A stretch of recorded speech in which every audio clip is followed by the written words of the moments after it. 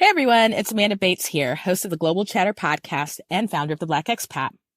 A few years ago, I connected with ALOC, which was founded by Kevin Simpson, who's been a guest on this show. If you don't know about ALOC, it stands for Association of International Educators and Leaders of Color. And it's an organization that exists to both amplify and support educators of color in international school spaces. I've had the privilege of speaking at this conference a few times, and one of the best parts are the people I get to meet, including my next guest, Yasmine Sadri. Yasmine is a Swiss-based leadership transformation coach with a specific interest in diversity, equity, inclusion, and justice. And in this episode, the Iranian Belgian describes her highly mobile childhood and how her work with marginalized populations was partially inspired by her family's own immigrant movement story. We discuss specifically the themes of class, immigration, identity, and religion as she's lived across borders. And we also discuss how she's using her voice to highlight and speak on behalf of those who don't have the platform or even the freedom to do so. I think this is a great episode, and I hope you enjoy it. And after you give it a listen, don't forget to drop a review and share it with a few friends. Welcome to the Global Chatter.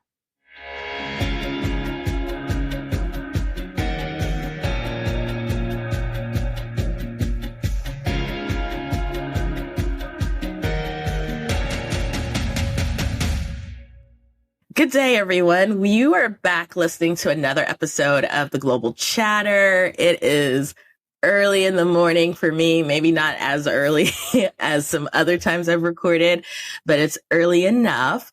And you have listened to the intro, so you know who my guest is today. I've got Yasmine who's with me, and I am thrilled about the conversation we're going to have today because, as many of you know, part of the Global Chatter is really bringing in different Black and Brown voices with different perspectives and then adding that international flair. And I feel like she just checks all of those boxes and more when you hear. So I want to welcome her to the podcast. How are you doing today? Thank you, Amanda. I'm doing well. I'm really excited to have this conversation with you, honestly. Thank you so much for inviting me. Yeah, no, same here. Like, you and I travel adjacently in the same circles, or at least know a lot of the same people. And so I was just thinking last year about how much I wanted to have you on the podcast, because I think you're going to bring a voice that I haven't had as much represented here. And so this is going to be fun, because it's always fun when I have guests on. So, all right. So here's the question I ask every guest from the beginning. Where in the world are you right now? So right now I'm in Geneva, Switzerland. I was going to say, how long have you been in Geneva? So this is going on I've been here for 5 years, I think next month, 5 years in Geneva. Wow. That's a question. I never think about it, but it's been 5 years. Yeah. No, and you know, it's funny whenever I ask people how long they've been in an area, and especially if they've been in an area for a long time, they they kind of pause and go, wow, I didn't think I'd be here this long. So I feel like that's a common thing. Well, that's exactly what just happened, is that actually, if I have to think about it even more, I don't think I've been in the same place for 5 years. I want to say ever. Oh, yeah. Maybe right around college, because I did do my master's just right after my bachelor's. So it was almost 5 years. So this is the first time. Wow. Right.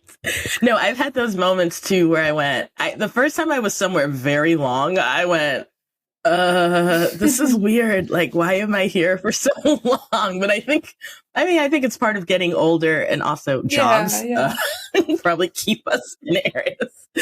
And so even though you're in Switzerland, let's kind of take it back. Where did you grow up? Like, what is your international story? I was born in Belgium, in Leuven, Vlaanderen, so Flanders, Belgium. And I lived there for several years. I could be really specific and say I lived there until first grade. Then we moved to the US for the first time. Then we came back for second grade, then went back to the US until sixth grade, came back to Belgium. And then seventh grade, actually through high school. So 5.5 years again, actually probably, yeah, 6 years actually, then lived in California, did my high school. And so if we're talking about growing up, because I believe we're always growing up, but my childhood, if you wish, was in those places. So born in Belgium, raised between Belgium and the US. That's the big picture. So you're sounding like a third culture kid, like right off the bat. What was driving the move between Belgium and the US for your family? That's a good question because, I do really relate to the third culture kids, and I'm in the international education space. And I'm actually not an international school student, if you wish, in the classic sense. What drove the moves between Europe and the US was mostly my parents' job or search for a job, I should say, because and I could go really into this, but really just the opportunities that were or were not between Europe and the US. So when I said my first move was right around first grade for me, is that my father at the time, so my father moved to Europe when he was 19, my mom was 17, for his soccer career. And so after the soccer career, football career, the kind of not being classically educated in a place in the world where this was of great importance, especially as an immigrant, so many layers to get through. But ultimately, the lack of opportunities in Belgium made my dad go, well, people who have left Iran for similar reasons, right? They've been able to go to the US, they've been able to go elsewhere where they have had, opportunities to work, opportunities to make a living. So we kind of went back and forth between Europe and the US with that drive, if you wish. I mean, I think right there is such a fascinating story. And I want to roll back something you said. Obviously, you work in international education, but you yourself growing up as a third culture kid wasn't an international student, right? An international school student. And it just made me think about two things. Like, it just so happens that I'm working on some information for the Black expat on third culture kids, right? And one of the stories that we had many years ago, like the first year we launched, was written by Mary Basie, which ended up being one of the most popular stories on the site because she titled it "The Third Culture Kid Article I Wish I Had Read." And she talked about her, she's originally from Nigeria, and, her third cultureness took her to Canada and then eventually the US. And she thought, she wrote about obviously the joy of finding this term because by the time she knew what a TCK was, she was in college. But more importantly, she talked about, she realized that her TCK experience seemed like it was different from other people's, right? She was coming from the global South. She'd never gone to international schools. Her dad was a professor. There was an assumption she'd repatriate because she's, coming from the global South, like all this stuff, right? And so as I'm hearing you talk about your experience and your family, your parents originally coming from Iran, it's really interesting to me how in our minds we still have this narrative of like every TCK I know who didn't go to international school almost has explained they didn't go to international school. But I almost feel like that is probably more of those TCKs than there are that have the traditional term. Do you know what I mean? Like, yeah. And actually, this is just another part of someone's identity. The reason I kind of make the distinction, and I don't believe it necessarily, actually it does make the experience that much different. So my parents, contrary to a lot of the parents that I work with, and, all my respects, my parents grew up with very, very little money. And so the third culture kid experience is so much more kind of, I feel like, really in the family and in the school is just that much more emphasized, because I feel like in international schools, what we can do is really build this kind of place where all the cultures, or at least we try, and increasingly we're trying, right, where at least all the cultures are kind of like brought out and appreciated and celebrated. Whereas in the experience that I have, and I actually have a few friends who share this experience with me, is like, especially as an immigrant, especially perhaps without the ability to go on all the school trips, et cetera, it kind of gives you this distinctness within the school, or even within the private setting. Whereas I feel like what we do a good job at, and increasingly, like I said, in international schools, is kind of like, okay, what do you have to offer and how can we meet you there? And so it's kind of like this thing where, especially, unfortunately, the more means you have as a family, the more you can do as well. So I see it in some of my students, is that they can do so many different extracurriculars, et cetera, et cetera. So you see where I'm getting at. I think that's where it makes it a bit different. Yeah. So it's interesting to think about. Yeah, for sure. I mean, I think about this stuff a lot. I mean, I think that's why I end up with these platforms, right? Because one of the things, the classism that's attached to these terms and who gets to be them. And I just, I'm hearing your story and I'm like, that's probably, and here's the funny thing. I'm hearing your story, and that's probably the TCK experience I'm the most familiar with, even though I am someone who went to international schools. And so having seen a little bit of, or having seen both sides of the fence, if you will, I'm always intrigued in terms of how we communicate our stories when they are especially not the ones that are the most marquee or the headlining, this is what this experience is. And so I'm curious then, okay, so both your parents have this Iranian identity, right? And you're living, as a child, you're living in the US and you're in Belgium.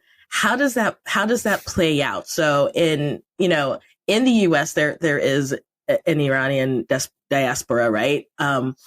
In Belgium, was there a community of also Iranian immigrants that your family was connected to, or was it really, just a greater community that they were plugged in? Like, how did this look growing up as a kid? So very different, obviously, between California and Flanders, as you say.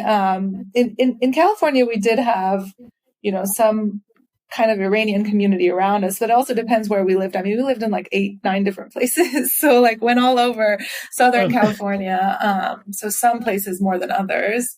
And in Belgium, completely the contrary, that was really a place where, I mean, my parents came there, like I said, they came right before the revolution for, sport. And, my parents were super young. So they kind of just thinking about the ability to really just kind of get plugged in at such a young age into a culture that's not yours. And so they were maybe, like I said, 19 and 17. And so they really were also, because I believe, young people, less threatening than, a family. And I'm just being frank here. Speaking on what I've heard and read is kind of less threatening. So people from the community, so older people especially, kind of were drawn to them as like, oh, let's take care of these young people. And so by the time I was born, so my parents were in Belgium maybe 15 years before I was born. And so by the time I was born, I have an older brother.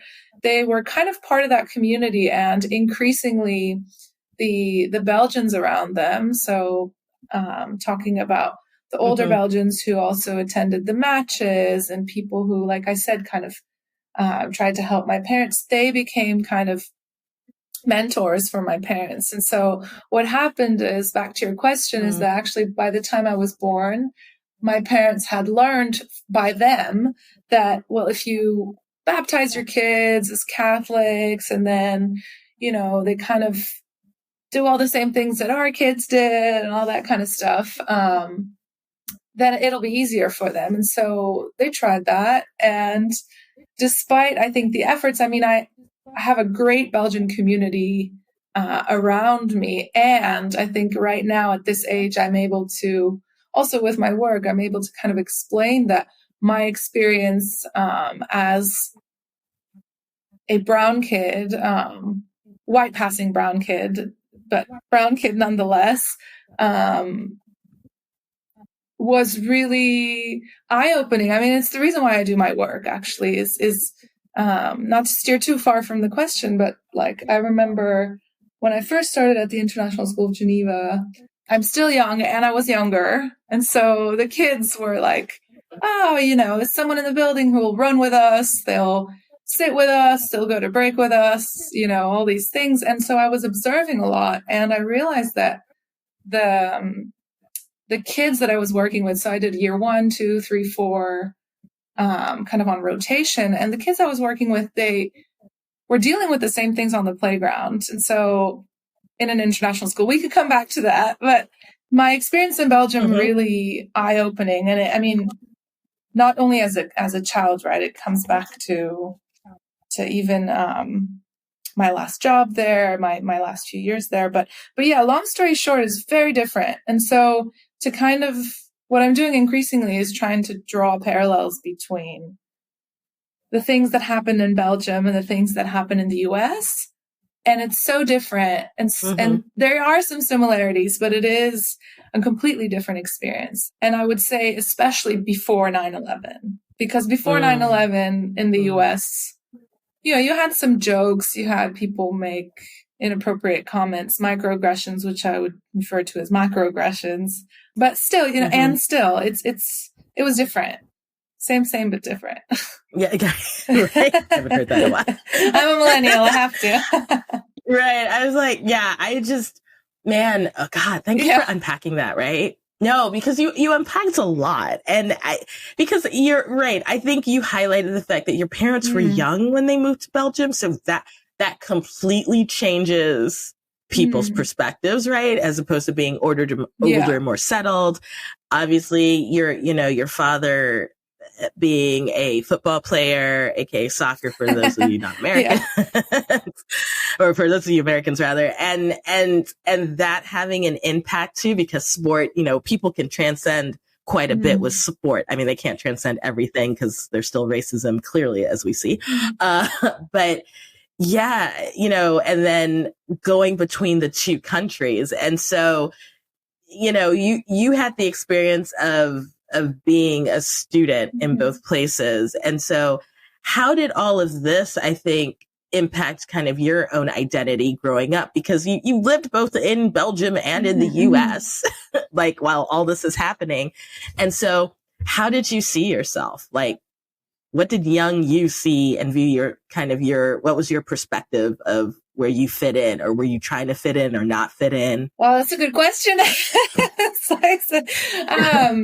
What was my perspective? I think I never really gave it much thought. I think and there's a lot of good things that I've read, especially the last few years, is when you move so much. I mean, and this is where all third culture kids can find each other, is when you move countries or contexts, like, it's so hard to already kind of, settle in the physical space, but then also mentally,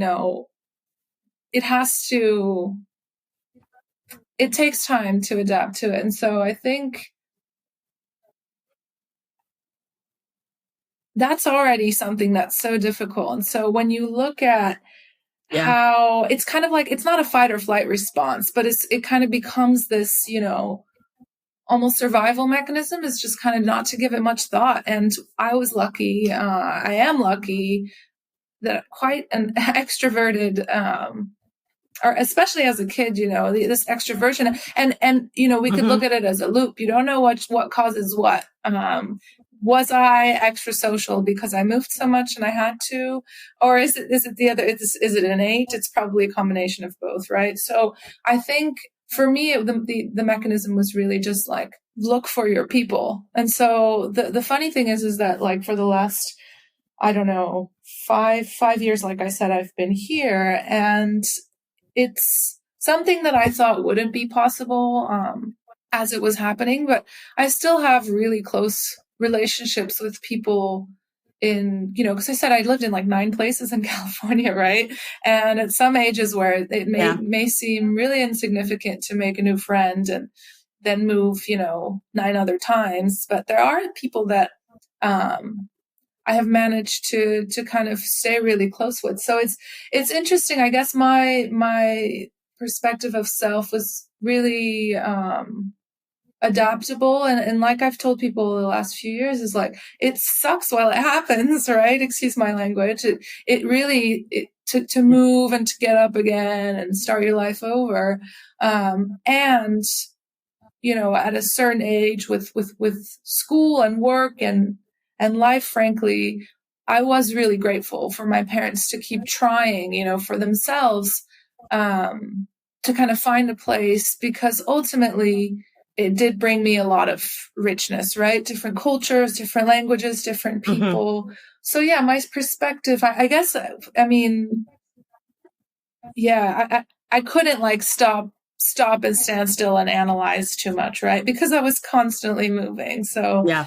In retrospect, I could say a lot, but at that time, I think as a child, you're just kind of like, okay, new friends, new culture, new classroom. Like I remember, and this is maybe like one of those stories that I've talked about to my own students now, especially the younger ones that move and don't know the language. So they'll get inserted into the classroom, and then they'll have, there's so many things going on, and I see it because I've been there. And I just remember that the teachers really that, in first grade, there was this teacher that I've called Miss Honey, not knowing if this was really Miss Honey, if this was really her name, or if I just read too much Matilda right at this time.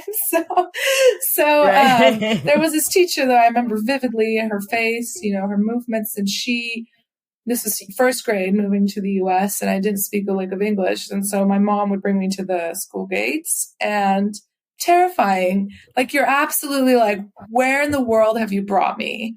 What is this, what is going on here? And what is this language that they're speaking, right? And so this teacher, this would have been my homeroom teacher, I guess. She, with so much grace, just would come to the school gates for, I don't know how many weeks, every day, to kind of like take me from my mother and bring me into the classroom. And it's funny because like, it sounds like a really sad story. And it is in some ways, quite sad when this happens to a kid, but it's always the impact and the outcome that I would focus on to make it a little bit more joyful, is that ultimately, like 3-4 weeks later, I went home speaking fluent English and like really close with Miss Honey and the whole class and her friends, so yeah. So I got sidetracked. Miss Honey was I call her Miss Honey and everything, and she was really something else. And I've tried to look for, this is the thing with moving, I've tried to look for their name, and it's in the works.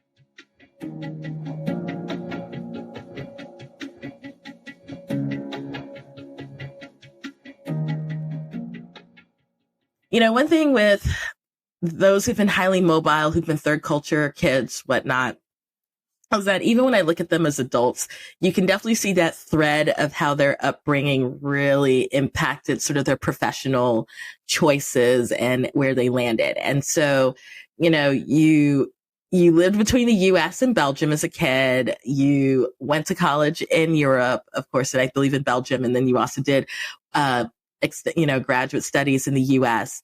And so even with all of that, this is always a question. I mean, this is an international podcast. What brought you to Switzerland? Like, what first got you there?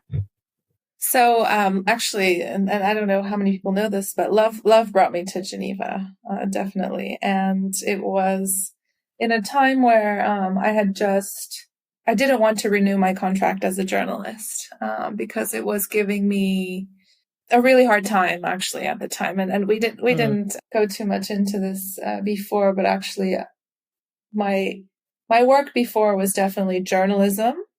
I got kind of pulled into it. I was recruited because of some of the blogs I had.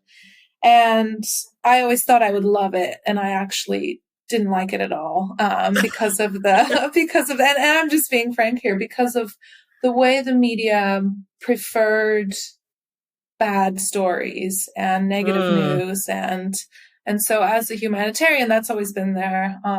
The job just wasn't for me. I wanted the uniting stories, the warm, the stories behind the stories, the people stories. And so when I realized there was no room for that, even though they really wanted to keep me in this national newspaper, I just decided to move on, because my relationship in Belgium with someone who is from Geneva and, born and raised here, I was like, okay, you know what? I have some refugee projects that I'm working on here in Brussels. So I was in Brussels before. I don't know if I specified that. I was in Brussels before. And so because of some of the projects I had in mind and I was already working on, they told me like, well, just come see in Geneva if there's anything that you would like to do. I mean, you speak few languages. I didn't really speak French at the time, but kind of, which is another thing.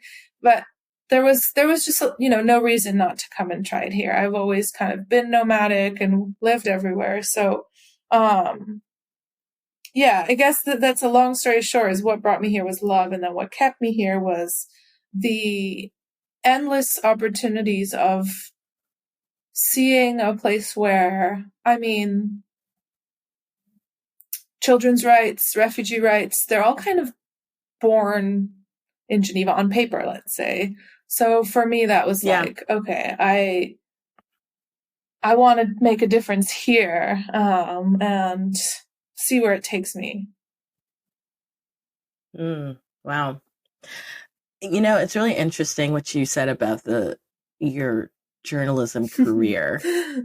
And the part that got me was and I didn't like it. Were you, you were saying this, was there such an emphasis on more the negativity, or was there a slant or a bent that you were expected or asked to go in, or what was around that? Yeah. I should say, Amanda. No, so I was hired as the first person of color, young person of color. I think I was 23 when I was recruited, 22 when I was recruited. And so I was fresh out of college. And even though I'd been working, like I've always combined work with studies, even though I'd been working, this was like the job where they came and recruited me. So I had high expectations, but I try not to say, but I don't know if you've noticed, shout out to Visions Inc. for changing my life with that one. So, and as my identity, right? Person of color, young, immigrant background, immigrant family, the system just wasn't accommodating at all. And by that, I mean, on the first day, there were comments about my, complexion. And then there was things about, is she going to be able to write? Did she even, learn how to write in Dutch? All these things. So that was one thing. Wait, stop. Hold on. We're not going to skim over that. Comments about your complexion. What? Well, it's people. And it's not just limited to that, but things like, you're exotic. Where are you from? Or kind of, the microaggressions. And this is, way before we were really talking about all this on a regular basis, and we could call in or call out behavior like this, right? And so in my job, you kind of ask questions about, where are you really from? Where are you from? Even though on the phone, for example, if I had to interview politicians or anyone, the behavior would be very different when I was on the phone with them than it were when I was in person with them. In person. And so that in combination with, this isn't a time when the Paris attacks happened. And then I moved to Brussels and the Brussels attack happened. And so, without going into, I lived with my brother. Right. My brother lived with me at the time, and he had gone to the gym. My best friends take that metro every morning, like all these things.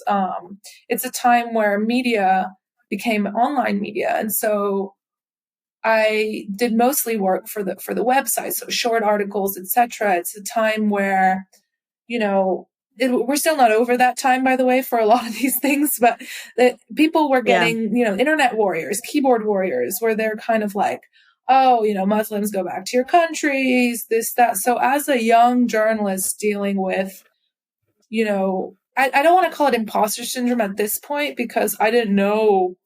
I just thought it was normal that they're like, oh, exotic. Oh, can she write? These things, it's a new job. You kind of think, take what you can get. And this is really sad to say. But on top of that, the terrorism, racism, kind of everything that was happening in the world, which had already been happening, but at this point, media cracked the code that if you focus on this is where the money's at, because people will click on things that are absolutely terrible, unfortunately, clickbait. So anyway, those things really led me to go, wow, this is not at all, it's not healthy to focus on, to be on call, for example. We were the online team was on call for anything terror related. So the attacks, like I can't even tell you, the attacks would happen. And I mentioned my brother and my friends earlier who take that metro route. You're writing articles, and at the same time you're like, did anyone pass? Did anyone pass away? Did I miss something? So it's just a lot of stress for a person to handle in such a situation. Actually, and I wasn't the only one who, in the years after, also just people left the job. You bring up an interesting point, and I'm curious if you, or you've talked about your brother, have had those experiences. I mean, you've talked about how you present and people being really asking those microaggressive questions, but have you experienced, or maybe your brother, maybe even your parents, kind of those direct accusations within, I mean, obviously having lived in Switzerland, having lived in Belgium, I'm sure you've traveled to other parts of Europe, right? Assumptions about who you are, where you're from, what you believe. Has that been part of your story, or at least part of the stories of the folks you know? Oh yeah, I mean that's what I said earlier. I don't know if I got to it, but the amount of hate mail I received as a journalist, like Muslim infiltrator, this, that, and as you asked the question, also my brother on the Brussels attacks day, right? I was on call. I didn't want to go too much into detail because of time, but my brother. So I was on call, and this was my first alone on call. So you start at like 6:30 in the morning. You start by covering the news, and this news starts rolling in about the Brussels attack. Sorry, we live really close to the metro, fairly close to the other metro attack because they were kind of parallel. And then the airport, all these things. And so my brother, all the phone lines were like, there was some bug because everyone's trying to reach each other. I mean, it was a whole thing. And so my brother wasn't coming home. And I know he goes to the gym early and then comes home around, I don't know. It must have been like, I don't want to say the wrong thing now, but like it must have been like 8:30.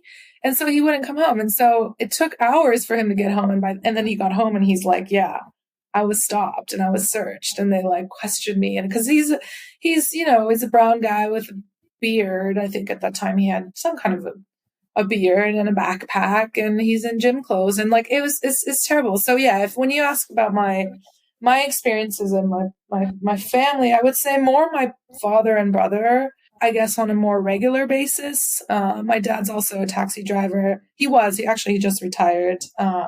So he's had a lot of people kind of say things to him in the car about, where are you really from? Oh, you're from there, this, that. And then me, myself, on the job as a journalist. Actually, before I was recruited as a full-time journalist, I was a festival reporter. And so I would go from festival to festival with this like really flashy pop-up tent. because I refused to sleep in hotels, and I really wanted like the experience. I was also like early 20s, so it was a lot of fun. And so one day making my way from one festival to another with this tent, with if I recall correctly, just like wearing a skirt, wearing colorful clothing. I put the tent in the train. There was an old woman who wanted to sit down. And so I got up and said, please sit. I had my phone plugged in and the tent like kind of on top of the seats, and or on top of the holders for the luggage. And then I went and sat in the hallway. And this man came up to me from the close to where the woman was sitting. He stood up and came and said, come get your tent, come get your bag, because I don't know if it's going to blow up or not. And so this solicited, like, that was a whole moment where kind of tapping into experiences that really shape who you are. I mean, at that point, I want to try to find it. I think this must have been 8 years ago. So yeah, I was like 21, 22. And at this point, I was sitting in the hall of the train, and there was two men sitting there as well, and they had spoken to me. They were from Jamaica, and so we were kind of like, we're hanging out. And this guy comes up, and so I sat down. I was sitting down already, but I stayed there. And then at one point, I went, okay. I looked at the man who was yelling at me at this point, and I said, if you find the conductor, like the train, the one who controls the tickets, I'm confusing all my languages now, but if you find them, man or woman, if you find them, because there was a few people that were working on the train, but if you find them and they tell me the same thing, I'll get up. And so I got up, and then, this guy, at this point, I realized he was, I don't want to say inebriated, but he was pretty drunk. And so I thought, okay, so this is a drunk man, must have been in his 40s, and he wants me to take my bag. And so I got up and thought, well, this is really not right. Right. And so the two others who were sitting with me, the young men, they were like, why is this happening? And so I stood up and I went into the wagon, and I kind of looked at the man who was at this point sitting in his seat again. And I said, what is it?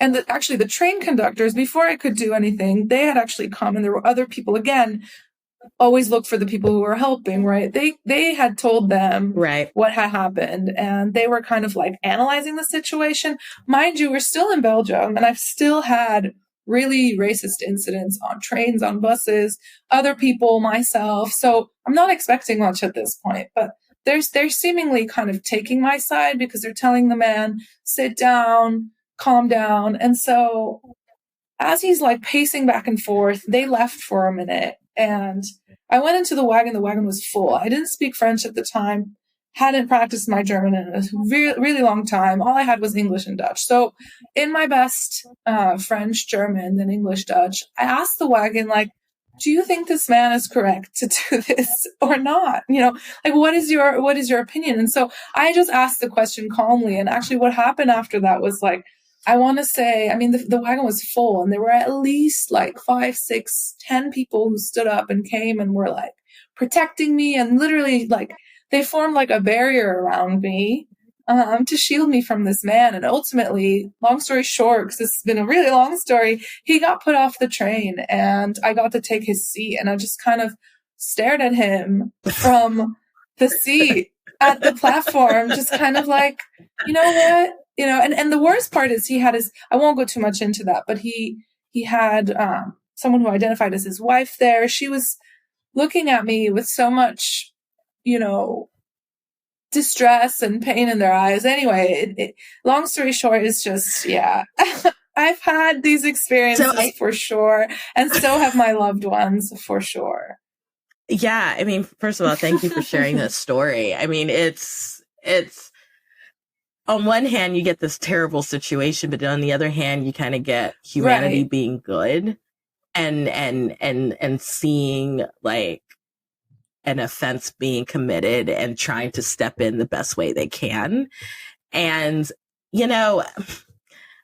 so I'm not wondering, I think I can see a very clear path with your, with the work, especially with your focus on, and I got to get all the letters in because I'm going to say DEIJ, but I know diversity, equity, inclusion, and justice. With your work, and obviously you've talked about a little bit about working at the international school, but even beyond that, you have a heart for marginalized populations, migrant refugee populations. What got you into working and advocating for these groups?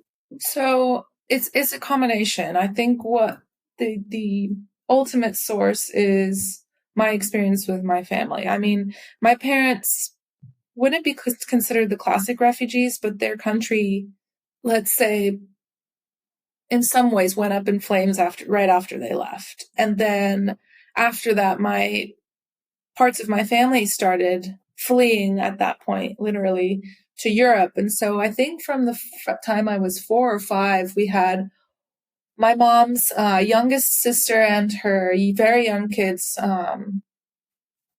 Actually, they're my age, so 4 or 5. They were in a refugee camp in Germany. So every weekend we would go to the camp and spend, most of my weekends there. And so at one point you start becoming a translator because, even though I was learning Farsi at this point from my cousins because they could only communicate in that language, they were learning German. So over time, we kind of helped each other in that way is through language, through acts of kindness, I guess, and throughout the refugee camps. And then, so that's one thing. And then I think secondly is just a continuation of that, or continuing to do that work. I mean, now that I've talked about I don't know if I talked about my hometown, Diest, but the place, we were, one of the first migrant families. And after that, I mean, if you don't count the Italians and the Turks that came way before to work in the mines and build the roads, etc. But really, this is in the 80s and 90s. At this point, we were one of the first people, and so when I was going into college or right in college, we had a wave of refugees from Syria, from different places. And there were a few people who landed in Diest. And so my mom would joke and say, oh, these poor people land in this place of all places. Because again, it's so local. And so there's so little opportunity for you to build community that there would be these ads online, older lady, Syrian lady, doesn't speak this or that, but needs help at the dentist. So I would kind of always go. And at this point, the journalism hadn't killed my creative writing, which I'm working on now and getting that back. But I would write about, the little moments with these people where you're not offering them much. You're just really there for them. And you can see just how much it means to people. And then I worked a lot with, unaccompanied minor refugees. So really kids at this point who are displaced and who are going through, the bureaucracy of having to apply for this kind of permit or go to this kind of school. And so I've written reports and kind of articles on that. And so, yeah, I guess it's all just a continuation of where you come from. And I always say in my presentations now, and this is kind of been like my driving quote for, I don't know how many years now, is like, be who you needed when you were younger. And that for me, I mean, and much credit to, forget his name always. It's the guy who was a co-creator of The Kid President. Anyway, be who you needed when you were younger is for me so important, because I didn't realize it until I saw this quote a few years ago that was maybe what I was doing. And if it could mean anything for anyone, then I know I was doing the right thing. I imagine, most of your story has taken place in the West, right? Yeah. But that thread of your parents coming from Iran and your extended family clearly is like foundational in the stuff that you're doing. And so I guess if we think about today and we think about your Iranian heritage, right? There is so much going on.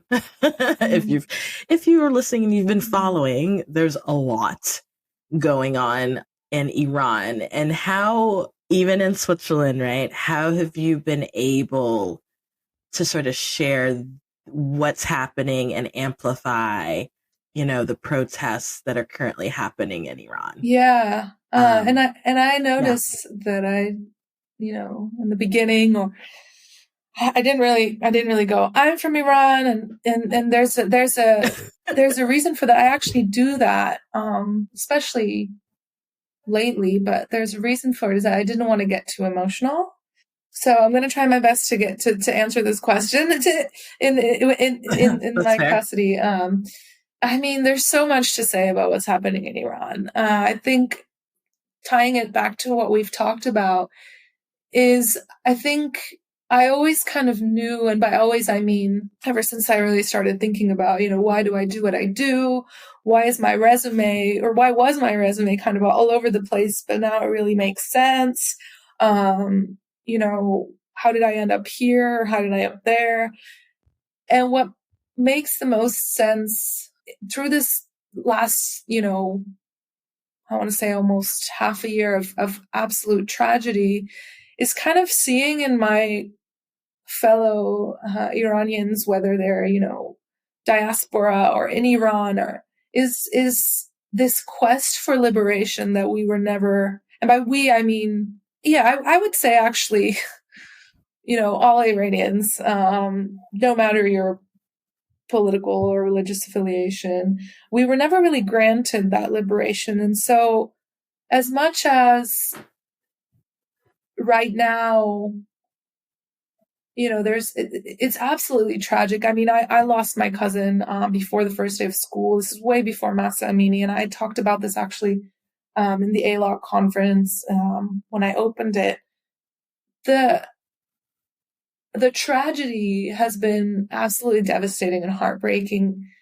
And at the same time, it's been so enlightening and kind of a relief of understanding why I, for one, and I also know many others in my community, in my Iranian community, we spend a lot of our lives trying to write or sing or be lawyers, humanitarian lawyers, or, make art, or, in theater, or in my case, and in so many other cases, kind of social justice work. And it's really because we were stripped of so much. And by we, I mean, my parents, their parents, our kids, our futures, our ancestors. So yeah, I kind of completely sidetracked, but it's definitely, it goes back to the whole ancestors thing. And I feel increasingly just seeing the stories of my people and how they're uniting and how they are fighting, I feel like our ancestors are speaking to us and through us so much. Like, it's this incredible thing the last few months where it's all made a lot of sense to me. I can see that. I think, having spoken to other individuals who are part of diasporic communities, having spoken to marginalized folks, you're right. There's this pull. I would say it's like this thread, right? If we're all part of this kind of like quilt of life or blanket or whatever, there's a thread that kind of pulls us and draws us.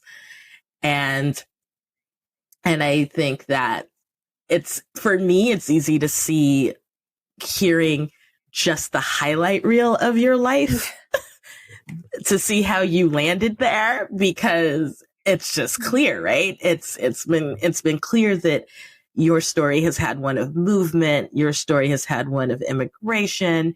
Your story is a story that's had microaggressions. Yours is a story of cross-cultural living. Yours is a story driven of purpose, right? And doing things you believe in and reflective of the experiences that you've had and your loved ones have had. And so it doesn't surprise me at all. Yeah. that we get here. And the thing is, when we're in it, we don't think about it as much. But we know that we're called to what we're doing. I think it's when we stop and take a moment and go, oh yeah, I guess I could see how 5-year-old me would land here. Wow.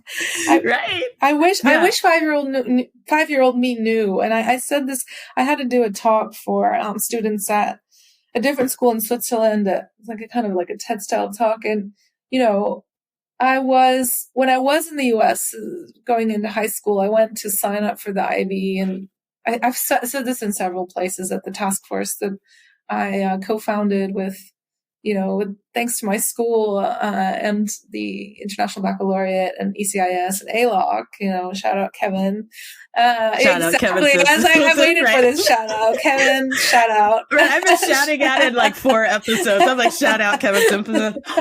Shout out Kevin always. But the thing is that, and I didn't really think about this until I was about to go on stage with this task force. I had a few minutes in the beginning. It's kind of like, what do I talk about? And I didn't talk about it until the end, when there's so much joy and love in the room that I was like, I'm just going to throw this out there. The IB didn't want me to do the IB. The counselor in the school was like, I don't know if this is for people like you. And I was like, realizing that at this point, how many years later, I mean, I did it, right? Because my mom was like, you go back and tell them I am doing it. So I did it. I finished it. And now, like, working with some wonderful people at the IB, and we're all learning, and we're all seeing that the systems give children, like, let's go back to the children, they give them such crappy experiences, and there is a way to prevent that from happening. You can't prevent all the bad things in the world, but you can definitely prevent some of the things that are happening in our system. So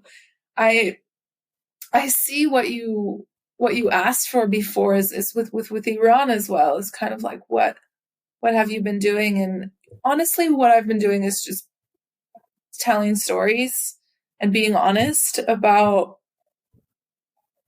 things that can be avoided. Children on our playgrounds, in our hallways, in our buildings, they can be protected from using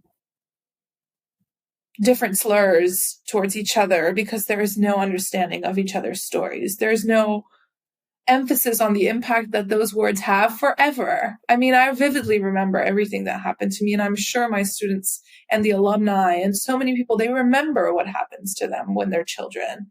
And so, like, if what's happening in Iran as well, my dad came to one of my, I did a talk somewhere in Belgium, and he came, and my dad never, first of all, would have said anything, because also it's a whole thing around Iranians being followed, and you can be right.